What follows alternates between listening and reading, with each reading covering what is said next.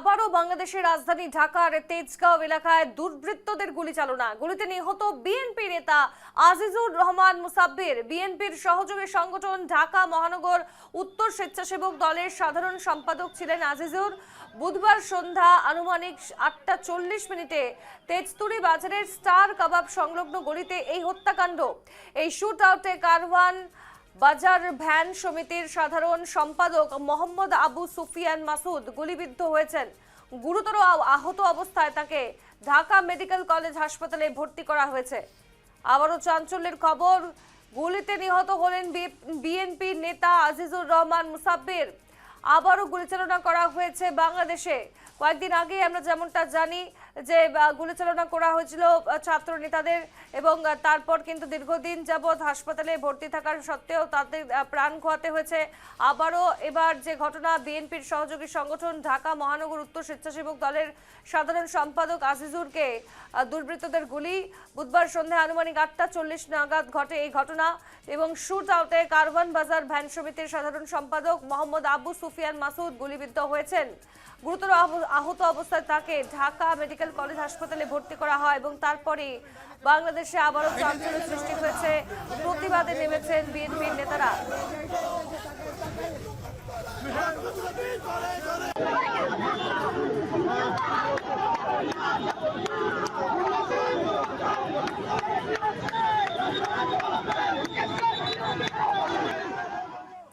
আমরা গোটা বিষয়টা দেখছি এই মুহূর্তে যা পরিস্থিতি দাঁড়িয়েছে গোটা বাংলাদেশে, আমরা এই নিয়ে আলোচনা করব আজকে। এই মুহূর্তে নিউজ রুমে জুড়ে গিয়েছে আমার সহকর্মী রূপালীর কাছে যাব। রূপালী, কয়েকদিন আগে আমরা দেখলাম যে ওসমান হাদি, যাকে গুলি চালনা করা হয়েছিল প্রকাশ্যে, এবং তারপর দীর্ঘদিন সে সিঙ্গাপুরে ছিলেন চিকিৎসাধীন, এবং পরবর্তীতে তার মৃত্যুর যখন খবর আসে তারপরেই তখন থেকে রীতিমতো চলছে বাংলাদেশ। তারপর এক একটা হিন্দু হত্যার ঘটনা, মহিলাদের সম্ভ্রমহানি, এবং গতকাল আমরা দেখলাম যে রীতিমতো পাকিস্তানের সেনাবাহিনীর সঙ্গে বাংলাদেশের যে এয়ার চিফ মার্শাল তাদের বৈঠক, এবং তারা সেই যুদ্ধ বিমান ফাইটার জেট তাদের কাজে লাগানোর কথা বলছে, এবং তার মধ্যে এবার আরও একজন বিএনপি নেতাকে প্রকাশ্যে গুলিয়ে। আদতে কি চলছে বাংলাদেশে? সামনেই রয়েছে গণভোট। বাংলাদেশের পরিস্থিতি একেবারেই নাগালের বাইরে, এবং সেখানে স্থিতিশীলতা ঠিক কবে ফিরবে সেই নিয়ে কিন্তু প্রশ্নে উঠছে, এবং বিশেষজ্ঞ মহলেও প্রশ্ন উঠছে।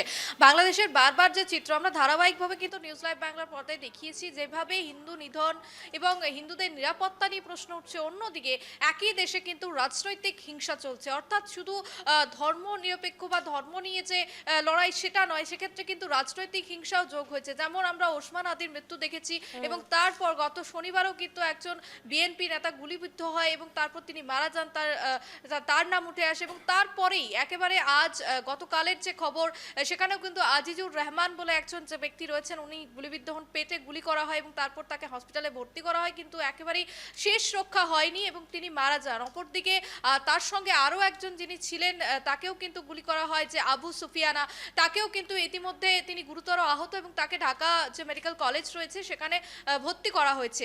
তিনিও গুরুতর, তারও আশঙ্কা, কিন্তু একেবারে আশঙ্কাজনক অবস্থায় তাকে ভর্তি করা হয়। অর্থাৎ একটা ছবি উঠে আসছে যে এই যে বাংলাদেশ, এখানে যেমন হিন্দু নিধন, একের পর এক যে সাম্প্রদায়িক মৌলবাদীদের যে সন্ত্রাস, সেই সন্ত্রাস চলছে, অন্যদিকে রাজনৈতিক হিংসা এবং আগামী ভোট। অর্থাৎ একেবারে পরিষ্কার হয়ে যাচ্ছে একটা ছবি যে এই যে ইউনূস, তিনি কিন্তু ডিক্টেটরশিপ চালাতে চাইছেন, একনায়কতন্ত্র বাংলাদেশে তিনি চালাতে চাইছেন, এবং একেবারে তিনি অন্য যাতে রাজনৈতিক দল বা পার্টি যারা রয়েছে তারা যাতে উঠতে না পারে তাদের ওপর আক্রমণ। এবং সেক্ষেত্রে কিন্তু তিনি একেবারে নীরব, তার মুখ দিয়ে কোনো কথা বেরোচ্ছে না, কিন্তু তিনি বিশ্ব দরবারে গিয়ে কিন্তু বলছেন যে বাংলাদেশ ধর্ম নিরপেক্ষ দেশ, সেখানে সবার জায়গা রয়েছে, এবং একেবারেই রাজনৈতিক দিক থেকেও কিন্তু নিরপেক্ষ, সেখানেও সবার মতামত রয়েছে, সমস্ত রাজনৈতিক দল অংশগ্রহণ করবেন, এই সমস্ত বলি তিনি বিশ্ব দরবারে গিয়ে আউড়ে বেড়াচ্ছেন। কিন্তু একেবারে যদি দেশের ছবিটা দেখি, সেই দেশের যে হালচাল রয়েছে সেখানে কিন্তু ছবিটা একেবারেই অন্যরকম। রাজনৈতিক হিংসা, হিন্দু নিধন, এবং এই ঘটনা একের পর এক উঠে আসে। তোমাকে জানিয়ে রাখি যে 21 দিনের 7 জন হিন্দুকে একেবারে ভয়ঙ্করভাবে হত্যা করা হয়েছে। তারা প্রাণে বাঁচতে চেয়েছে, কিন্তু তাদেরকে তাও সেইভাবে তারা মারা গিয়ে দিয়েছেন এবং কোনো রকম অনেকেই আছে যাদের কাছে থ্রেট আসছে, তাদেরকে হুমকি দেওয়া হচ্ছে। একটি রেকর্ডিংও আমরা শুনিয়েছিলাম যে সেখানে কিন্তু ফোন করে তাদেরকে হুমকি দেওয়া হচ্ছে। এবং অন্যদিকে এই যে রাজনৈতিক হিংসা, একের পর এক বিএনপি নেতাকে খুন, অন্যদিকে আওয়ামী লীগ তো নিষিদ্ধই করে দেওয়া হয়েছে। অর্থাৎ কি চাইছেন ইউনূস? একেবারে নিজের একনায়কতন্ত্র এবং ডিক্টেটরশিপ কার্যত চালাতে চাইছেন বাংলাদেশে। এবং অন্যদিকে আরো একটি যে বিষয়, এই যে পাকিস্তানের সঙ্গে তার সখ্যতা মানে বন্ধুত্ব বাড়ছে, একের পর এক তারা সিদ্ধান্ত নিচ্ছেন। এই কিছুদিন আগে আমরা জানিয়েছিলাম যে ঢাকা করাচির এয়ারলাইন্স ফ্লাইট চালু হতে শুরু হচ্ছে, এবার সেখানে কিন্তু একেবারে শিলমোহর দেওয়া হয়েছে। আগামী 29শে জানুয়ারি থেকেই কিন্তু সেই ফ্লাইট চালু হবে। এবং অন্যদিকে যুদ্ধ বিমান কিনছেন পাকিস্তানের কাছ থেকে। অর্থাৎ একেবারে হাস্যকর একটা বিষয় যে পাকিস্তানের কাছ থেকে বাংলাদেশ স্বাধীনতা পেয়েছিল, যার জন্য এত মানুষ রক্ত দিয়েছে, যার জন্য দীর্ঘ লড়াই চলেছে যেই দেশের জন্য, সেই দেশের সাথেই বন্ধুত্ব। এবং একেবারে পূর্ব পাকিস্তান পশ্চিম পাকিস্তান আবারও সেই জোট বা সেই ছবি আবারও হয়তো উঠে আসতে পারে, সেটাই সবাই অপেক্ষা করছে এবং সেদিকেই সবাই তাকিয়ে আছে। এবং এই যে একাধিক জিনিস হচ্ছে, সেই নিয়ে কিন্তু বাংলাদেশ যে আগামী দিনে কোন পথে এগোবে, আদৌ দেশের কোনো অস্তিত্ব থাকবে কিনা, সেই নিয়ে কিন্তু ভয়ঙ্কর একটা দিক উঠে আসছে। এবং সেই ছবি আমরা দেখতে পাচ্ছি সোনালী। একদমই তাই, ধন্যবাদ তোমায় রূপালী। যেমনটা আমরা শুনলাম যে বিস্তারিতভাবে আলোচনায় যেভাবে রূপালী আপনাদের জানালো যে এই যে ঘটনা, পরপর হিংসাত্মক ঘটনা, একদিকে রাজনৈতিক হিংসা, অন্যদিকে হিন্দুদেরকে হত্যা, বেছে বেছে মূলত পাকিস্তানের সঙ্গে বা যে বাংলাদেশের সম্পর্কের এখন যে দেখা যাচ্ছে যে বাংলাদেশের সঙ্গে সম্পর্কেও আরো গাঢ় হয়ে যাচ্ছে। একদিকে যুদ্ধ বিমান তারা দাবি করছে, এবার জানতে হবে যে কোন দেশের ক্ষেত্রে তারা সেই যুদ্ধ বিমান ব্যবহার করতে চায়।